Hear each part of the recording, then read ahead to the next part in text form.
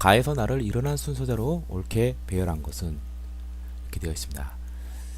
자, 태조는 정의 기병 5천을 거느리고 공산 아래에서 견원을 맞아서 크게 싸웠다. 태조의 장수 김낙과 신승겸이 죽고 모든 군사가 패했으며 태조는 겨우 죽음을 면했다.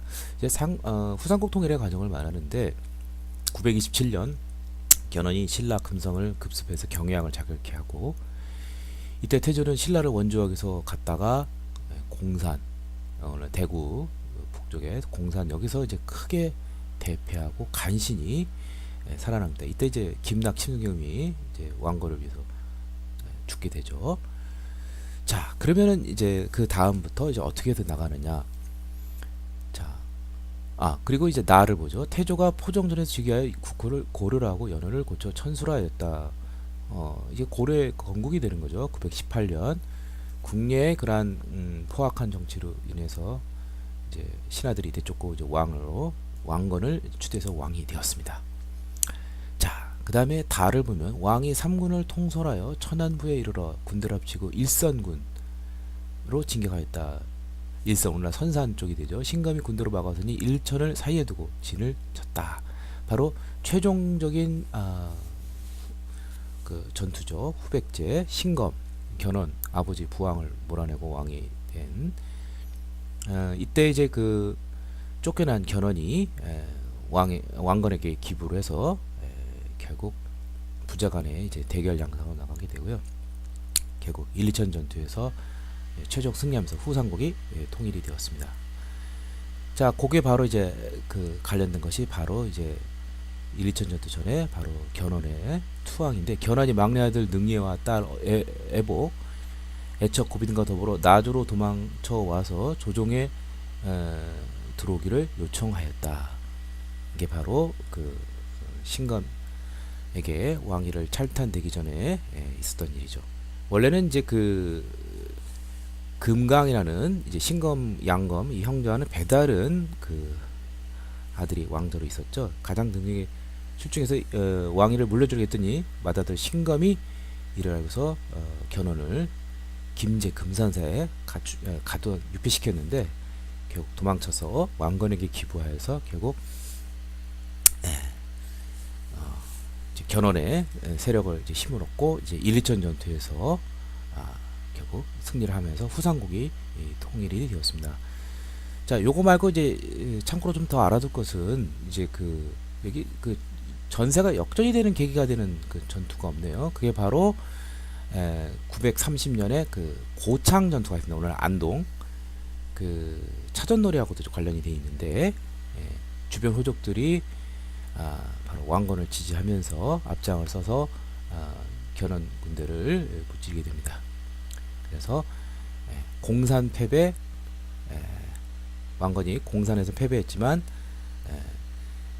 안동 고창 전투에서는 이제 다시 이제 역전의 계기가 되고요. 결국 최종적으로는 견훤의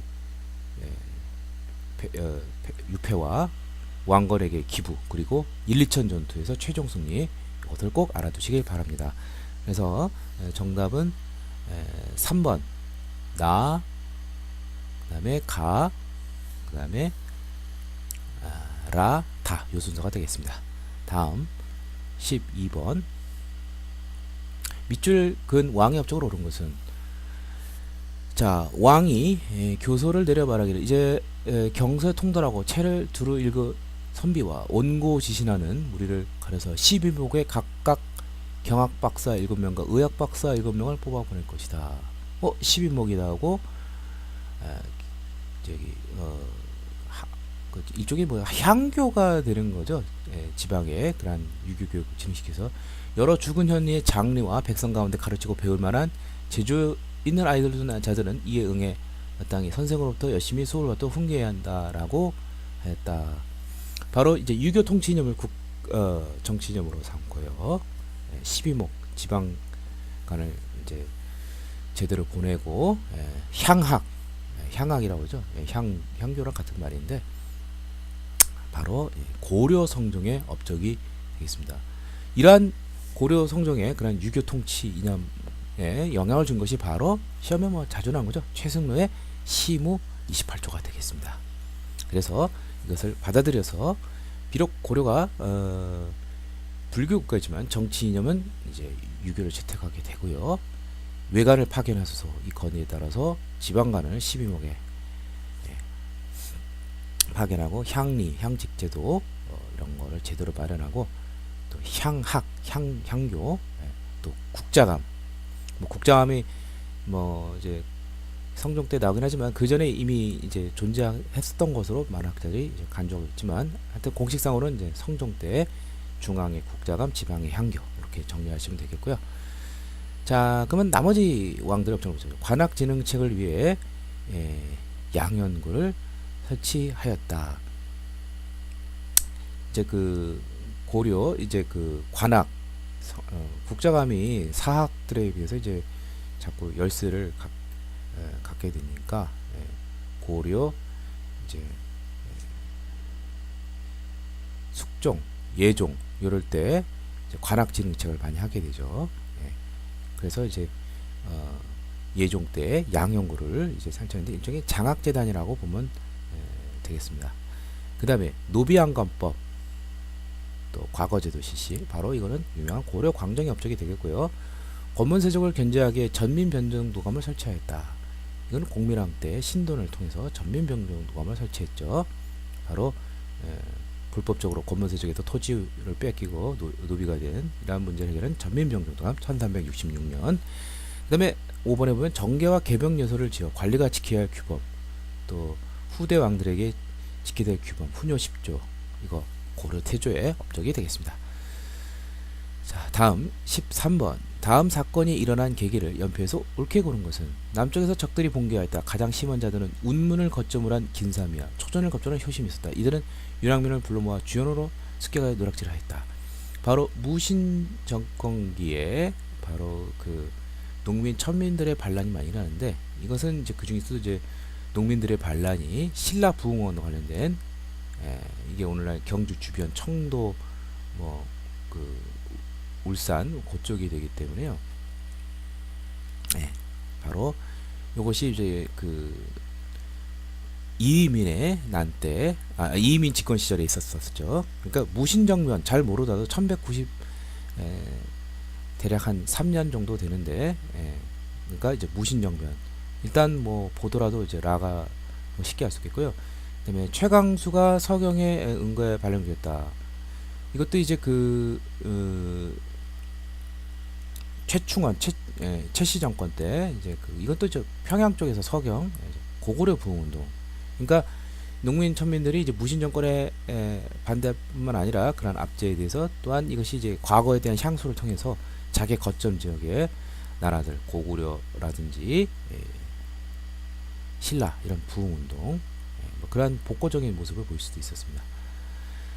자, 그래서 바로 무신 정권 때 왜 이러한 농민 천민들의 반란이 많이 일어났느냐? 일단 정치 기강이 위에서 이제 무너지면서 또한 별볼일 없던 자들이 이제 뭐 갑자기 뭐 정권을 잡는다든지 이런 것들이 하나의 이제 기회를 삼게 된 것이죠. 특히 이제 만정이라는 때는 왕의 장상이 따로 있느냐? 뭐 정권 잡으면 그것이 바로 그러한 지위를 쓰는 것이다. 왕의 장상이 영유 종화로 외치면서 했듯이 그러한 그리고 이제 그 무신들이 뭐 그렇게 개혁적이지 않고 오히려 더 포악하게 되죠. 자기 권력을 이용해서 더 압제가 심했습니다. 그래서 무신정변 이후에 농민 천민들의 반란이 많이 일어났다.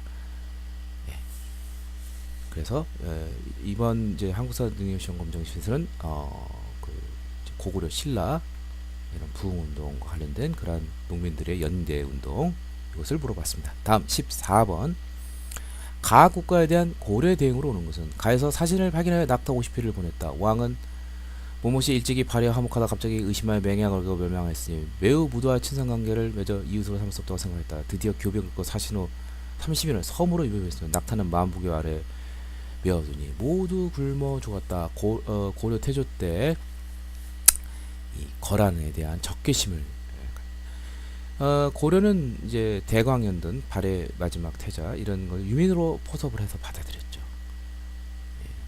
고구려를 이제 계승했기 때문에 발해도 그렇지만 자신도 그 계승 이념이 있기 때문에 근데 이것을 멸망시킨 거란에 대한 적개심이 강했죠. 또한 북진 정책을 하다 보면 북쪽으로 나가다 보면 북방 민족과 충돌을 할 수밖에 없었죠. 그래서 고려는 이제 거란에 대해서 적대적인 감정을 드러내고 결국 세 차례의 그러한 침입이 있었고요. 또한 이제 그 정종 때는 이제 그 왕건의 이제 아들이죠. 예. 3대 이제 정종 때는 이제 당시 이제 그 지금 이제 정확히 기억났지만 이제 거란에 이제 그 뭐 포로가 돼서 이제 단정에서 이제 성공해서 고려로 다시 온 사람이 있었어요. 외교관으로. 이때 이제 몰래 거란이 고려를 침공할지 모른다. 그러자 정종이 947년에 광군 거란족을 대비하기 위해서 뭐 대비하였다. 뭐 이러한 기록이 있습니다. 그래서 이 광군사 거란을 대비하기 위한 그러한 부대를 창설했고요. 그러니까 이제 그 이러한 이제 거란에 대해서 이제 만부교 사건이라 가지고 942년 이제 낙타를 이제 호의를 선물을 무시한 거죠. 그래서 뭐 이거 갖고 이제 트립 쳐들어올 수 있을지 모르니까 결국 거란을 대비하게 되었고요.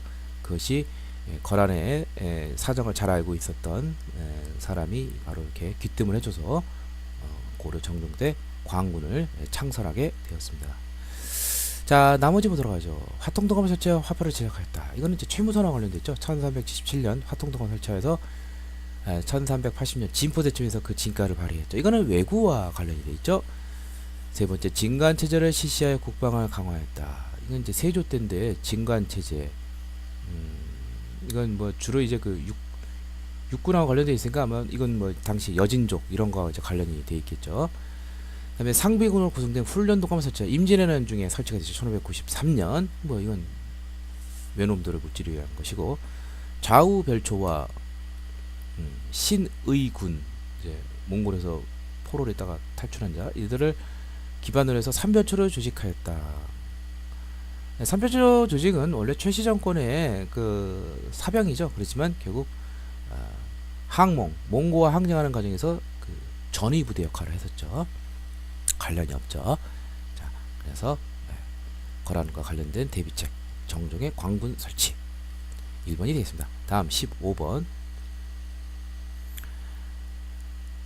가 인물에 대한 설명으로 옳은 것은 이렇게 됐습니다. 이것은 문종의 아들인 누구누구가 송묘 일본 등 동아시아 각지의 불교 서적을 수집하여 그 목록을 정리한 신편제종 교장 총록의 일부입니다. 흔히 뭐 속장경이라고 이제 뭐 부르기도 하는 이제 교장을 이제 편찬한 바로 대각국사 의천에 대한 설명이 되어 있습니다. 그 의천은 요 속장경 신편제종 교장 총록 요거하고 이제 그 많이 보는 게 이제 그 화폐 유통을 적극적으로 건의했고요. 그다음에 이제 뭐니뭐해도 제일 많이 나온 것은 교종과 선종의 통합인데 교종을 중심으로 선종을 통합했었죠. 그래서 해동청토종을 창시했는데 이를 위한 이론적 기반으로서 교관 겸수, 교종, 관, 선종 방법을 겸하여 수행하자. 근데 일단 중심점은 이제 교종이 두겠죠. 자, 그러면은 바로 정답은 1번이 되겠죠. 국청사를 중심으로 해종 청태종을 장시했다. 그러니까 이제 먼저 이제 교종을 화엄종을 중심으로 해서 통합을 한 다음에 그 다음에 이제 선종을 통합하기 위해서 국청사를 이제 창건하게 됐었죠. 그래서 해동청정을 창시하였습니다. 그 전에 이제 그 교종을 통해서 흥왕사를 중심으로 했었고요. 자, 그 다음에 2번은 뭐냐? 법화 신앙에 충천 100년 결사를 주됐다. 이거는 진우가 같은 시대에 있었던 요새 최씨 부시전 정권 때에서 이제 참여하는 것을 강조하죠. 그래서 100년 결사, 당시 불교 썩어 빠진 불교계를 개혁하기 위한 그런 결사체 이것이 말인데 강진 쪽에서 바로 이 100년 결사를 주도하게 됐습니다. 다음에 정가사회를 결성하여 불교계를 개혁했다. 이게 바로 진울이 되겠죠. 정의 결사. 그래서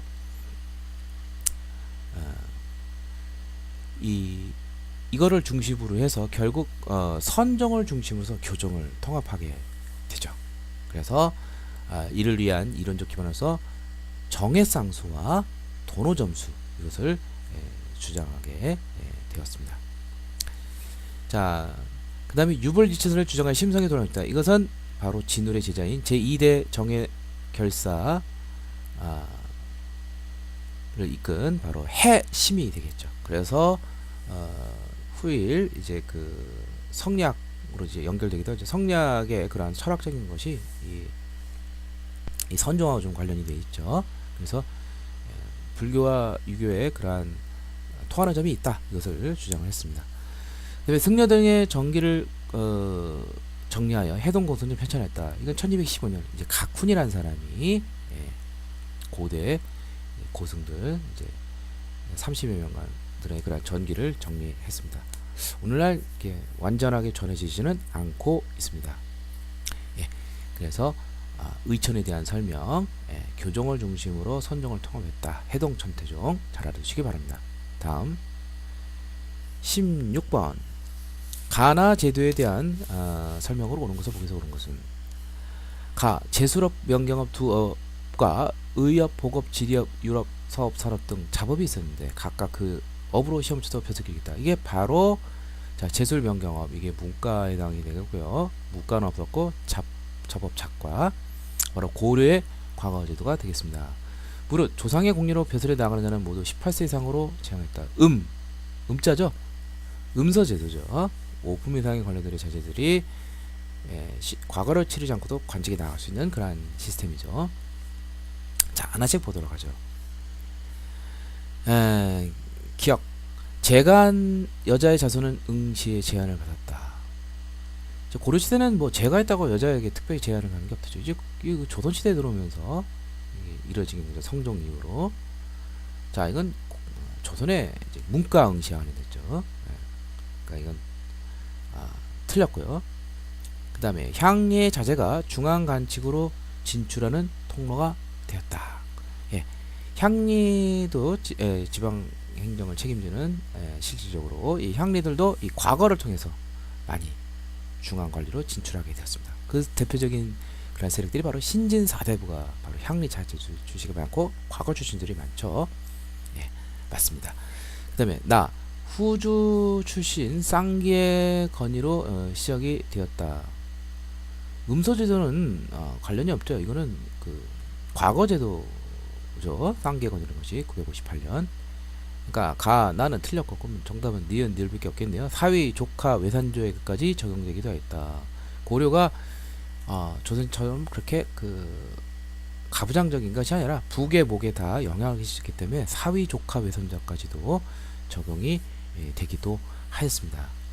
그래서 정답은 4번이 되겠습니다. 참고로 이제 고려는 이제 무가는 없었다는 거, 그리고 소가 대가 그 조선처럼 이렇게 된 것이 아니라는 거 잘 알아두시기 바랍니다. 다음 17번 가에 들어갈 사진으로 적절한 것은 문화유산을 통해 본 고려와 몽골과의 교류 이렇게 되어 있습니다. 천산대렵도 이거 뭐 공면하게 그렸다고 추정하는 대표적인 이제 그림이죠. 호쾌한 어떤 호인적 모습이 좀 복장 이런 데서 볼 수가 있죠. 송광사 티벳은 법치. 이 티벳이 이제 라마 불교인데 이제 당시 몽골이 남아 불교죠. 뭐 그런 관련된 거. 자, 그럼 고려와 몽골과의 교류가 되겠습니다. 일단은 삼국시대에는 전혀 관련이 없겠죠. 자, 탁 봐도 1번. 이거는 이제 그 석고나 본전인가 통일신라 관련 없고, 3번은 경주 괴능의 무인석인데 이건 서역인들하고 관련이 있습니다. 생긴 게 서역하고 관련돼 있죠. 아랍 중앙아시아죠. 자, 3번은 이제 그 바로 그 이제 헷갈릴 수가 있어요. 원각사지 10층 석탑이냐 경천사지 10층 석탑이냐, 둘이 생긴 게 똑같아요. 10층이란 건 확실히 우리가 알 수가 있죠. 잘 세어봐도. 근데 이게 지금 보니까 어떤 실내 내부에 이렇게 있는 것이고요. 그 제가 얼마 전에 이제 원각사 10승선을 봤는데 이렇게 유리관 쪽에 이렇게 돼 있더라고요. 근데 잘 모르더라도 나머지 것이 전혀 관련이 없어요. 예, 그래서 정답은 이제 3번이 되겠고요. 이게 바로 이제 경천사지 10층 석탑인데 이게 좀 대리석 탑이에요. 이제 고려 시대 이제 좀 보기 드문 다각다층탑이 되는데 이제 원나라 시대에 그러한 그 영향을 받은 그런 좀 화려한 그러한 모습을 볼 수가 있습니다. 원래 이제 고려의 석탑은 좀 균형감 있고 이제 그런 것 등이 보여야 되는데 통일신라 시대부터 고려 시대 와서 이제 균형이 많이 깨지고 이렇게 높으면서도 장식 치장이 강한 또 일반 석탑이 아니라 대리석 석탑이라는 거 잘 알아두시기 바랍니다. 이 3번, 4번은 이제 부도라고 그러죠. 그 승탑.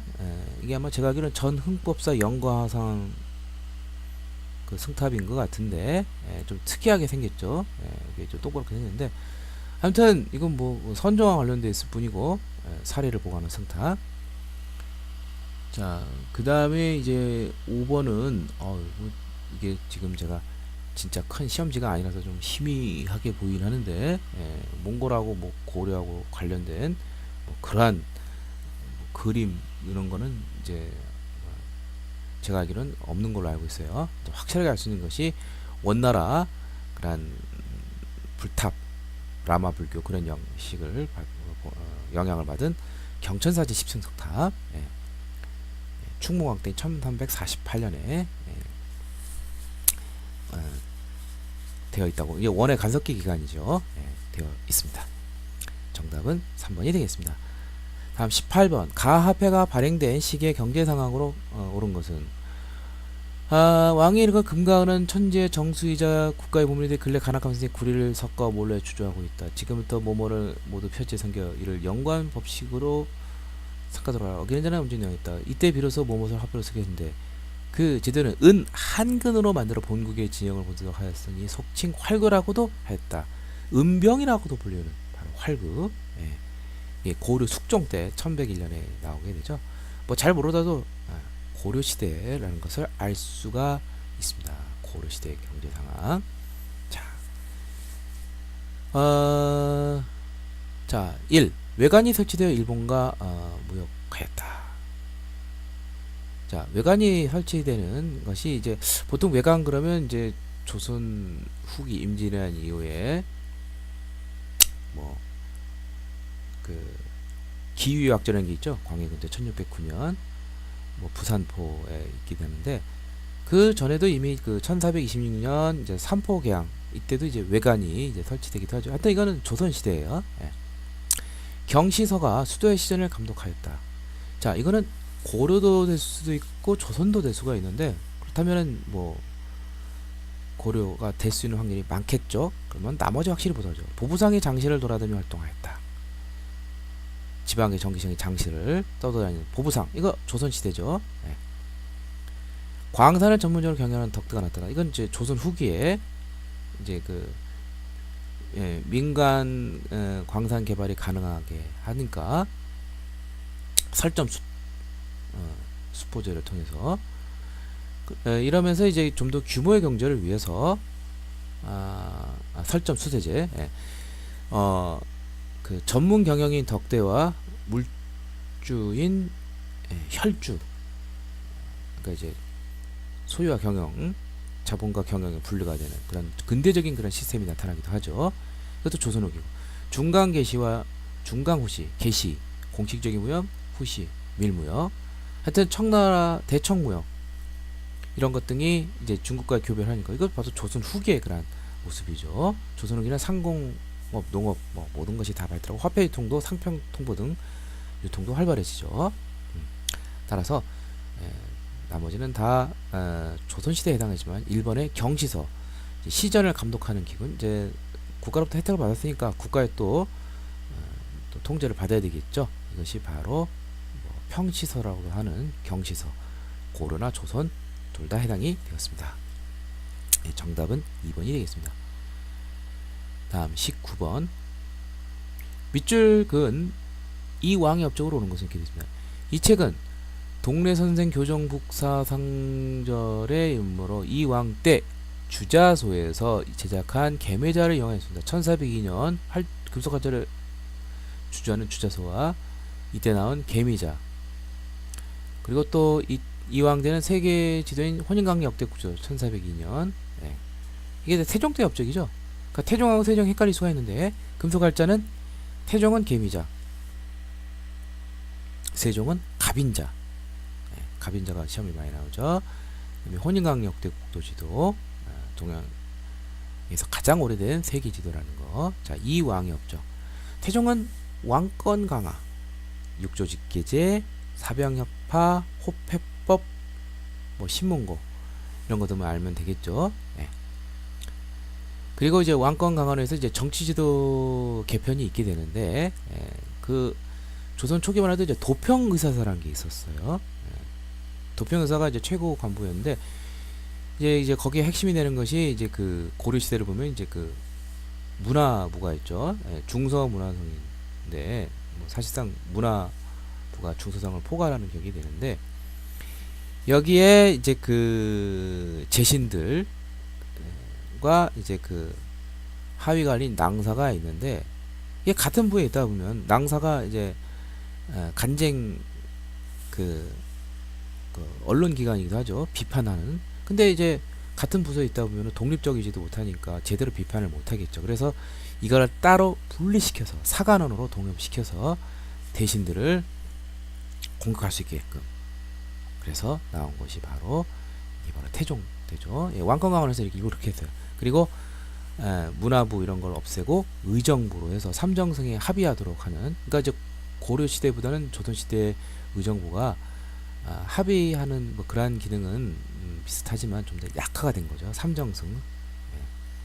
그리고 이제 그 고려는 이성 육부가 사실상 그 상서성 밑에 있었고, 근데 이제 조선 시대는 6조가 되는데, 중서문화성에 이제 고려가 이제 그 중서문화성의 영향을 많이 받았다 하지만, 이제 그 육부 판사제를 가지고 제신들이 육부의 각 책임자 사실상 역할을 했어요.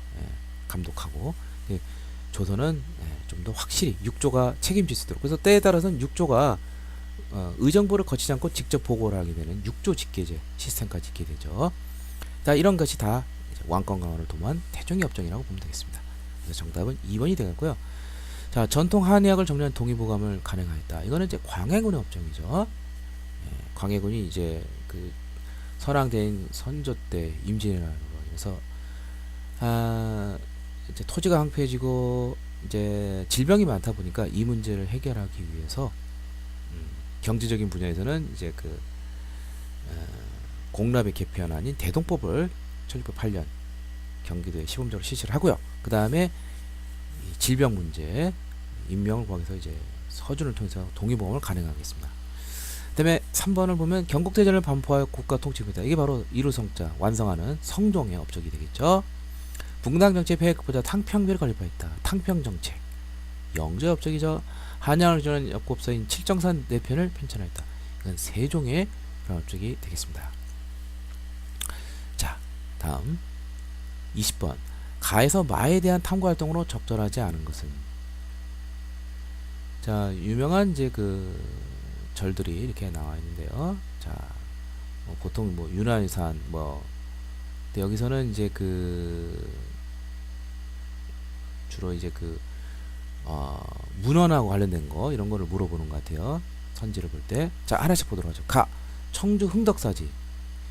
지지심체 요절의 인쇄과정을 파악한다. 1377년 바로 지지심체 요절이 여기서 바로 간행이 되게 됐죠. 청주 흥덕사지. 그 다음에 나 논산 개태사 팔상전에 나타난 목탑 양식의 특징을 찾아본다. 자, 팔상전 어디서 많이 죠? 충북 보험 법주사 팔상전이 있죠. 굉장히 가장 큰 목탑인데, 개태사는 뭐 이전까지 등장하셨는데, 뭐 개태사는 이제 뭐 큰 뭐 무쇠솥 뭐 이게 유명하다고 하는데 뭐 아직까지 나온 적은 없었어요. 일단 처음 듣보잡이니까 그냥 놔두시고요. 나머지 확실하게. 자, 3번 다 합천 해인사 8만 대장경의 보존모신에 조사한다. 그렇죠? 여기 장경 전에 잘 보관이 되어 있죠. 어떻게 해서 이제 과학적으로 잘 보존이 되는가? 합천 해인사. 물론 8만 대장경이 만들어진 것은 이제 고려 때 강화도에서 선원사를 통해서 만들었지만 이제 나중에 이제 조선시대 때 태조 때 해인사로 이전하게 되죠. 그 다음에 이련이 상공유사를 지피할 경위를 알아본다. 자, 군이 임각사. 야, 글쎄 저는 뭐 하도 이제 뭐 보니까 뭐 군이 임각사에서 이련이 상공유사를 지피를 했다. 뭐 알고 있는데 과연 이것을 알 수 있는 사람은 많지는 않겠죠. 근데 잘 모르더라도 고교 교과서 수준에서 나오니까 팔상전은 충북 보온이니까 절대 노산 개태사는 될 수가 없죠. 자, 마지막으로 안동 복료사 주심포 양식의 건축물의 구조와 특징을 분석한다. 고려 후기 구심포 양식 건축물, 이게 바로 가장 우리나라에서 오된 것이 안동 봉종사 극락전이죠. 그 다음에 나머지 두 개가 있는데 영주 부석사 무량수전, 그 다음에 충남 예산 수석사 대웅전, 요 세 개는 꼭 알아두시고요. 그 중에서 안동 봉종사 극락전이 가장 오래된 주심포 목조 건축 양식이 되겠습니다. 그 충북 보온 법조사 팔상전은 조선 후기에 그러한 하나의 가운데 통로로 이렇게 위에, 그러니까 그 2층 이상의 그러한 전이 되는데요. 그러한 양식과 굉장히 좀 크고 화려해지고 탄압받던 분류가 조선 후기에는 위상이 많이 높아져서 분홍이라든지 더 나아가서 양반들의 후원을 받기까지 이르는 그러한 증거적인 문화유산이 바로 충북 보온 법조사 팔상전. 뭐 그 외에도 또 뭐가 있죠? 논산 쌍계사, 그 다음에 구례 화엄사, 뭐 이런 것 등등이 있으니까 조선 후기 분홍이라든지 양반의 후원을 받은 그러한 2층 이상의 그러한 그러한 그 사찰 정각을 잘 알아두시기를 바랍니다.